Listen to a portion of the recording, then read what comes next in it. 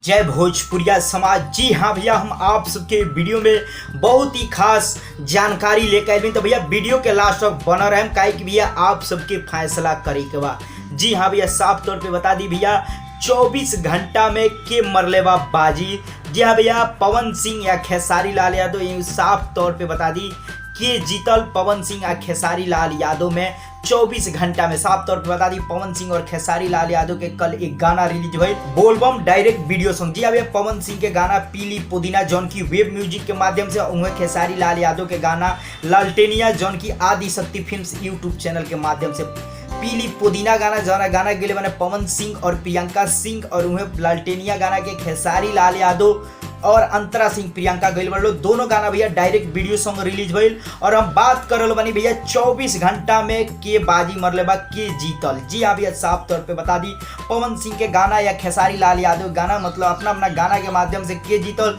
तो साफ तौर पे बता दी भैया कि बहुत सारा अपडेट हम आप सबके बता चुकल बनी वीडियो के माध्यम से, के बाजी मरल से इस तरह के बहुत सारा रिपोर्ट हम बना दिल बनी। ये दोनों गाना के लेके एक दो वीडियो बना चुकल बनी।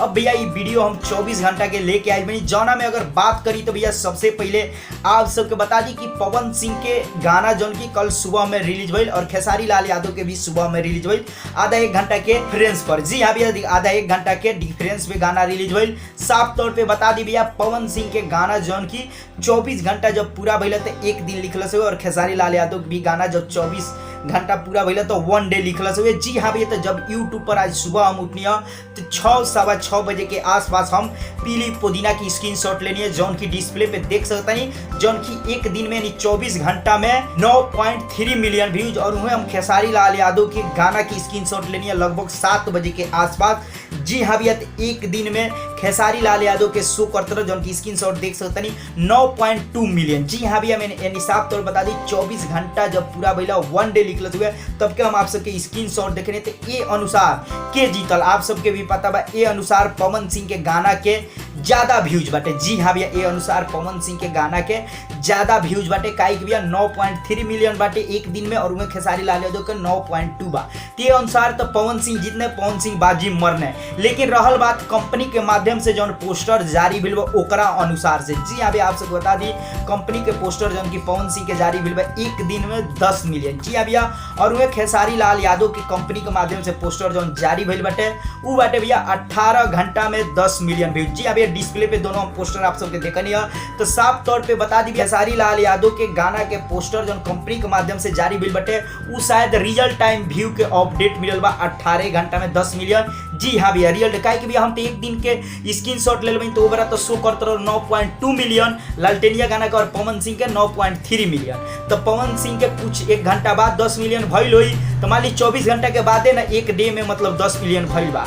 लेकिन खेसारी लाल यादव के 18 घंटा में कंपनी के द्वारा जारी भेल बाटे 10 मिलियन। तो जी हाँ भैया, कंपनी गलत थोड़े जारी कैले, लेकिन कहीं ना कहीं वो रियल टाइम व्यू हुई। जी हाँ भैया, शो व्यू तो ना हुई, काहे कि भैया एक दिन पर शो करते रहो 9.2, तो भैया वो रियल टाइम व्यू हम मान सकते नहीं कि कंपनी रियल टाइम व्यू के वहाँ लिख ले बा। तो अब भैया जौन एक दिन का शो व्यू के अनुसार जौन बता रहे हैं तो पवन सिंह बाजी मरने, लेकिन कंपनी के आधार पर देखा जाए जौन पोस्टर जारी भेल वो हिसाब से तो खेसारी लाल यादव बाजी मरने। तब रहल बात भैया यहाँ कंफ्यूजन आवता, तो भैया आप सब खुद कमेंट बॉक्स में आप सब फैसला करी कि आप सब के हिसाब से के जीतल, के बाजी मरलस 24 घंटा में, के गाना के ज्यादा व्यूअर्स भइल। जी हाँ भैया, आप सबके सारा मैटर आप सबके सामने धर देनी है, स्क्रीनशॉट भी और कंपनी के तरफ से जो जारी भेल वो भी। हम ए पर ना कहें कि के बाजी मरलस, हम बता देनी कंपनी के हिसाब से खेसारी लाल यादव जीत गए ने, बाजी मार देने। और जो स्क्रीनशॉट ले बनी शो व्यू जो यूट्यूब पर शो करते हो ओकरा हिसाब से पवन सिंह। अब आप सब बताई भी इशारा देखले के बाद आपके हिसाब से के बाजी मरले बा, के जीतल बा, ई फैसला अब आप सब करी। और भैया जे विरोधी बा वो बिल्कुल फैसला मत करे, विरोधी फैसला मत करे, काहे कि भैया जे पवन सिंह के विरोधी एकदम पवन सिंह के सपोर्ट में ना आई, और जे खेसारी लाल यादव के विरोधी खेसारी लाल यादव के सपोर्ट में ना आई।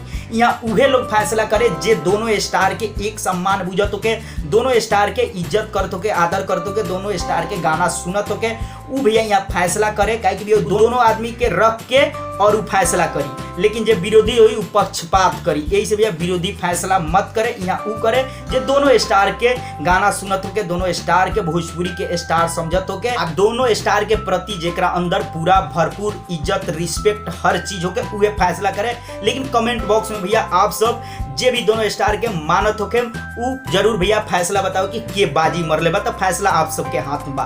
तो भैया कमेंट बॉक्स में जरूर बताइए और हम चलते चलते वीडियो के लाइक करी, ज्यादा से ज्यादा वीडियो के दबा के शेयर करी।